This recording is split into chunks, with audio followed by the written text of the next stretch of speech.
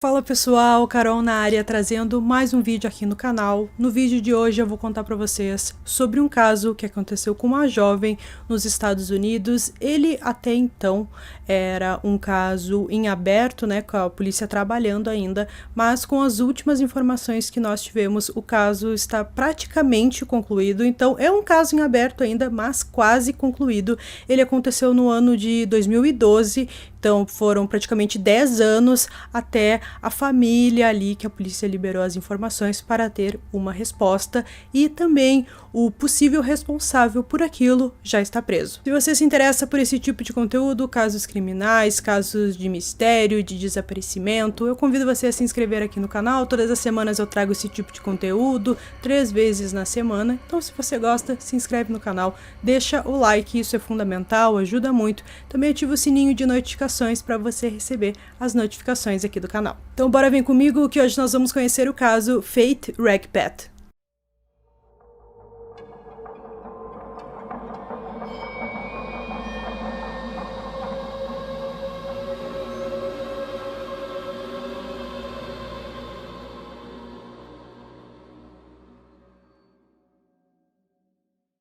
Faith Regpet nasceu em 1992 no condado de Warren.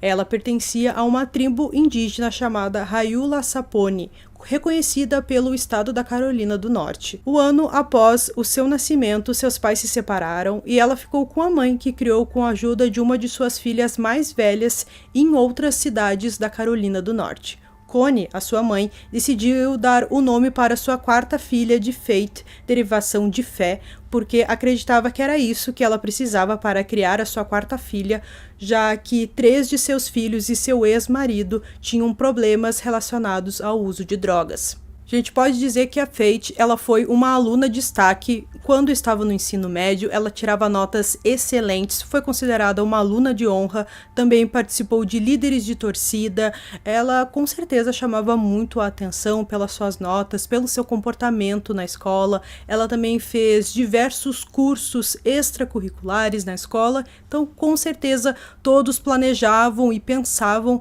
que ela teria um futuro muito brilhante pela frente. Com seu excelente desempenho, ela ganhou uma bolsa de estudos na Universidade da Carolina do Norte em Chapel Hill. Por coincidência, seu pai também estudou nessa universidade, mas ele acabou desistindo, então ela tinha a intenção de ser a primeira da família a se formar na faculdade. Após os seus estudos de graduação, ela estava em dúvida se queria estudar para ser professora ou pediatra. Seus 2 primeiros anos na faculdade foram bons. Ela morava em um apartamento fora do campus com a sua amiga Corina Rosário, que conheceu no primeiro semestre, e o namorado de Corina, chamado Eric Jones. Faith estava com a ideia de se mudar no outono de 2012. Ela estava no aguardo da sua ajuda financeira, que ainda não tinha recebido. Seus colegas de quarto, a Corina e o Eric, eles não tinham um relacionamento nada bom, nada amigável. O Eric várias vezes agrediu a Corina, até que chegou no momento e ela decidiu se separar dele, né, terminar o relacionamento, porque ela não aguentava mais ser agredida. Ela expulsou ele do apartamento, ele teve que arrumar um outro local para morar. E é claro que a Faith deu toda a força para a amiga, até ela levou ela à polícia, pediu para registrar um boletim de ocorrência por tudo que ele tinha feito. Então foi feita ali uma medida de proteção para que ele não pudesse mais chegar perto da Corina, e isso, é claro, deixou o Eric muito nervoso. Em alguns momentos ele foi até o apartamento, ele tentou arrombar o local, já que as chaves ele não tinha mais acesso, e também todas as fechaduras foram trocadas pela segurança da Corina. A Faith deu essa ideia delas trocarem as fechaduras para que ele não pudesse entrar a qualquer momento, então estava um clima bem complicado entre os dois. Depois dessa ordem de proteção, como eu falei, o Eric ficou muito bravo e começou a descontar isso em cima da Faith. E uma vez, em uma ligação, ele ameaçou ela, dizia que iria matar ela. Ela, é claro, ficou apavorada, porque ele não aceitava o fim do relacionamento. Também, é óbvio, não aceitava essa ordem de restrição, que ele tinha que ficar longe da sua ex-namorada. E ele começou a culpar muito a Faith por causa disso tudo, já que foi ela que levou a amiga até a polícia. No dia 6 de setembro de 2012, Faith assistiu um pouco de TV e depois ela convidou a Corinna para elas irem até a biblioteca da universidade, já que ela precisava escrever um artigo sobre a sua tribo. Isso foi mais ou menos umas 8 horas da noite daquele dia. Entre 8h30 e 9 horas, ela trocou algumas mensagens com seu pai. Parecia tudo normal naquele momento. Perto da meia-noite, as duas voltaram para o apartamento, ficaram por lá por um breve momento e decidiram ir até uma boate que ficava no centro de Chapel Hill.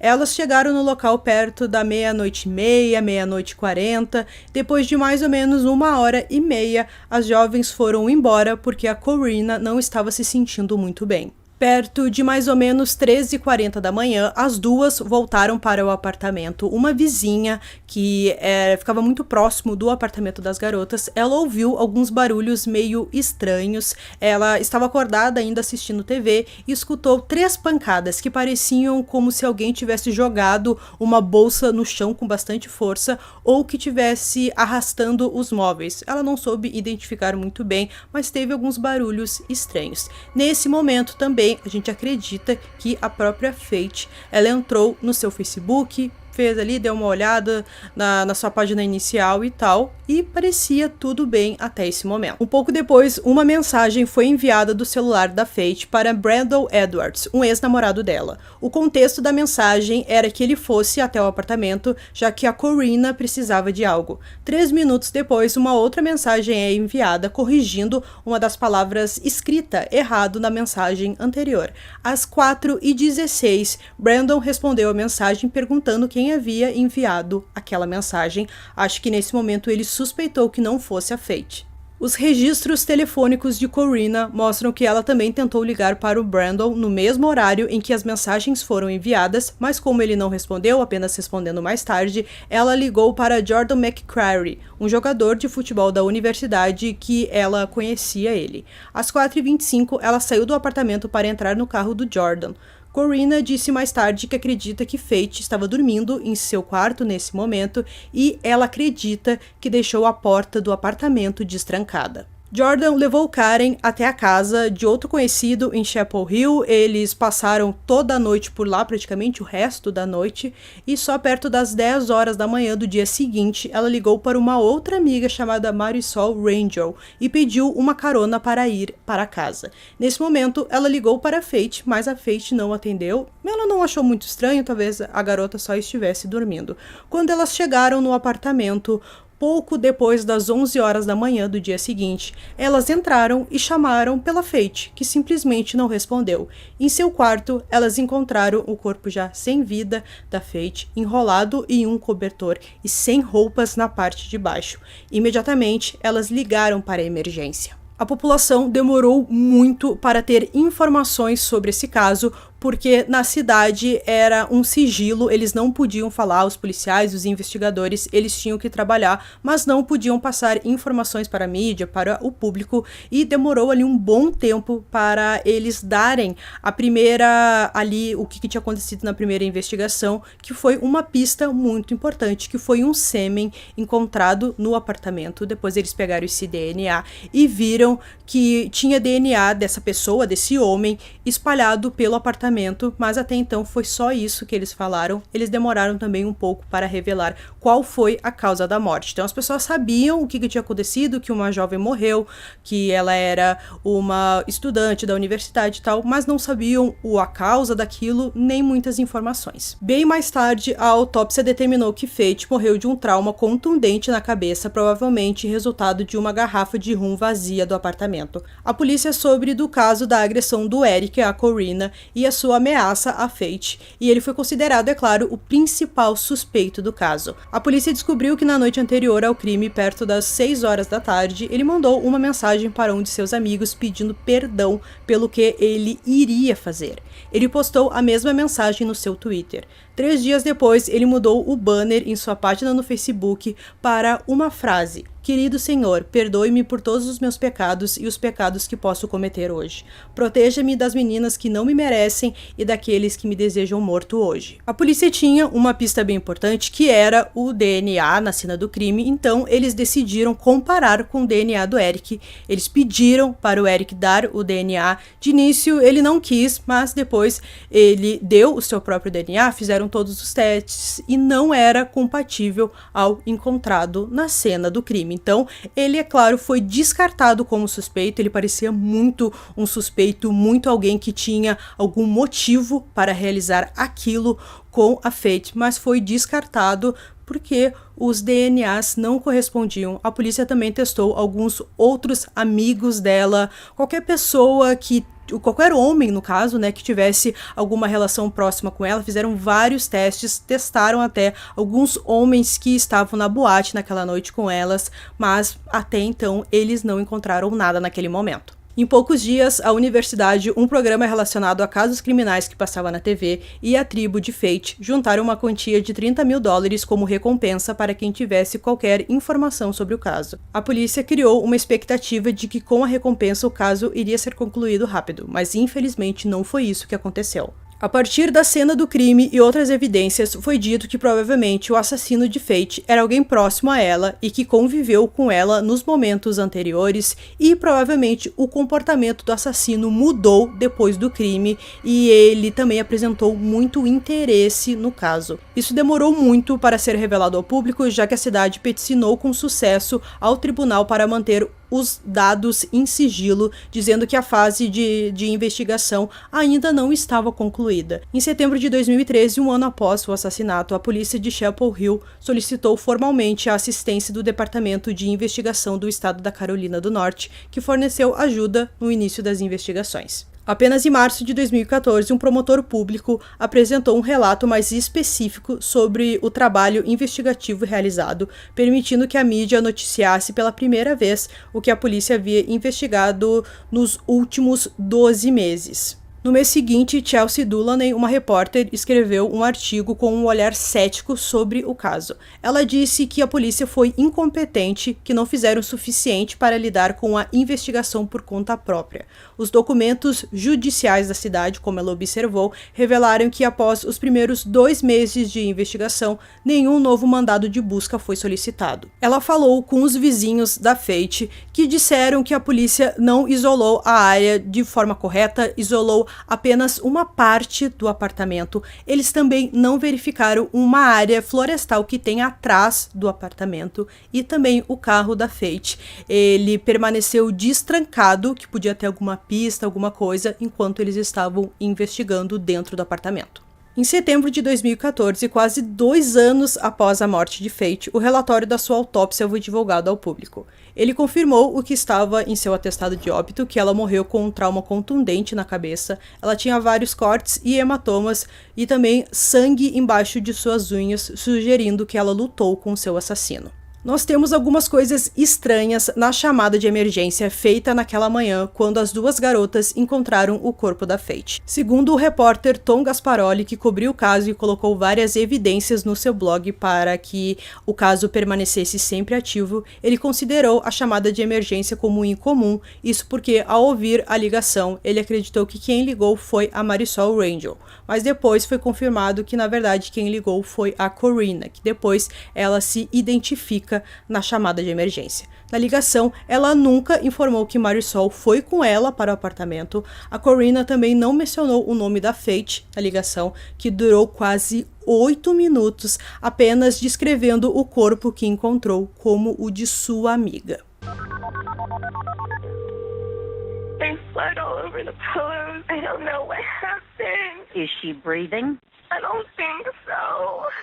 Na ligação, o atendente ele pede diversas vezes que a Corrina vá até o corpo, que veja se ela tem pulso, se ela está respirando, mas a Corinna diz que não consegue se aproximar do corpo, e a gente fica perguntando por que ela não pediu então para a Marisol fazer isso. A gente não consegue escutar as duas conversando entre si na ligação. Isso foi mais uma suspeita levantada, e também esse repórter, ele acredita que a Corinna não ligou imediatamente para a polícia, para a emergência, como assim a gente pensava ao descobrir um corpo. É meio óbvio que a gente ligue imediatamente para a emergência para, sei lá, salvar aquela pessoa, mas não foi isso que ela fez, segundo ele. Teve uma vizinha que ela estava no momento em que as garotas entraram no apartamento. Ela não ouviu gritos, ela só ouviu risadas, o que isso é um pouco estranho, mas ela disse que só depois descobriu o que tinha acontecido, porque ela pensou que as meninas só estavam conversando entre si e tal,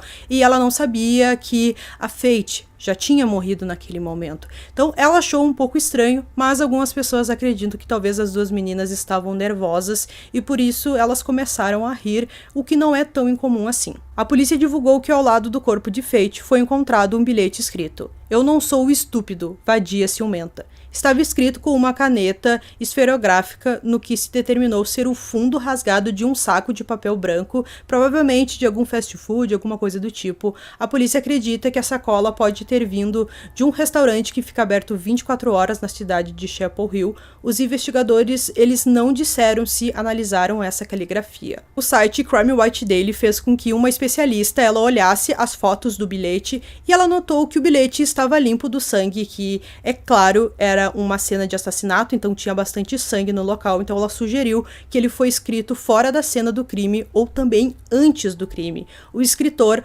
pode estar usando a sua mão não dominante na tentativa de disfarçar a sua caligrafia. Não sabemos o motivo desse bilhete, não faz sentido o assassino ter escrito para Faith, já que ela já tinha morrido, e alguns acreditam que foi escrito para sua amiga Corinna, como se fosse um aviso, porque provavelmente, já que ela era sua colega de quarto, provavelmente seria ela que encontrasse o corpo dela sem vida.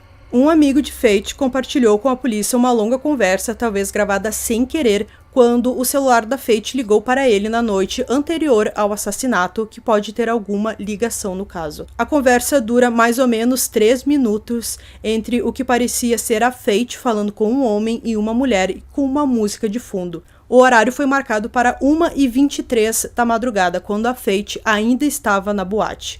O áudio foi descartado pela polícia de início, mas depois um especialista em som melhorou a qualidade desse som para a gente tentar entender o que eles conversaram, e ele alegou ter ouvido a Faith gritar por socorro enquanto a mulher diz: "Acho que ela está morrendo", e o homem diz: "Faça isso de qualquer maneira." Após uma longa discussão em que a mulher parece ficar cada vez mais irritada. O homem e a mulher usam os nomes Eric e Rosie, que é o apelido de Rosário, o sobrenome da Corinna. A polícia não acredita que naquele momento ela foi assassinada, já que pelo horário ela estava na boate ainda, e como a gente sabe, o crime aconteceu quando ela já estava no seu apartamento.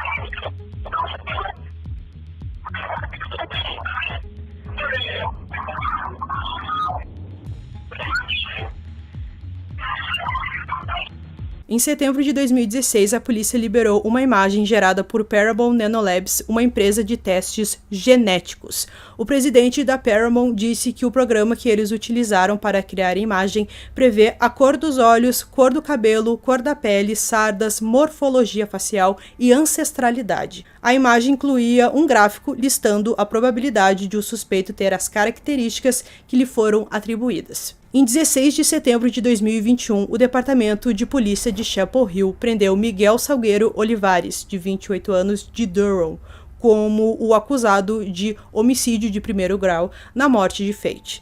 Ele não era um suspeito de início, mas foi identificado por meio de amostras de DNA depois dele ter sido preso por dirigir embriagado no condado de Walk no mês anterior. A polícia não deu mais informações sobre a prisão.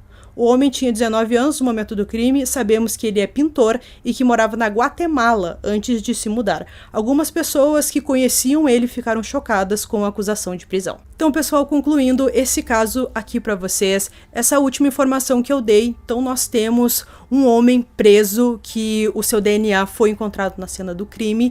A gente quer entender agora qual é a relação dele com o Fate. Será que era um garoto que ela recusou por algum motivo, não teve ali, talvez ele quisesse namorar com ela não quis, algo desse tipo, ou será que era um amigo e aconteceu alguma coisa? A gente também não sabe se aqueles dois têm alguma ligação, o Eric e a Corrina. É bem suspeito o comportamento dela, principalmente naquele dia ali, com tudo que eu falei pra vocês. Bom, enfim, é um caso que tá praticamente concluído, como eu falei. A gente aguarda aqui por novas informações para ver, já que é um caso que corre meio que em sigilo, eles demoraram muito para liberar, então provavelmente eles vão demorar um pouco para liberar essas informações desse preso, né, que até agora está sendo acusado do assassinato dela. Então esperamos aqui qualquer coisa, mais informações eu conto aqui pra vocês. Então eu espero que vocês tenham gostado desse vídeo. Esse foi mais um vídeo aqui no canal. Durmam bem e até o próximo.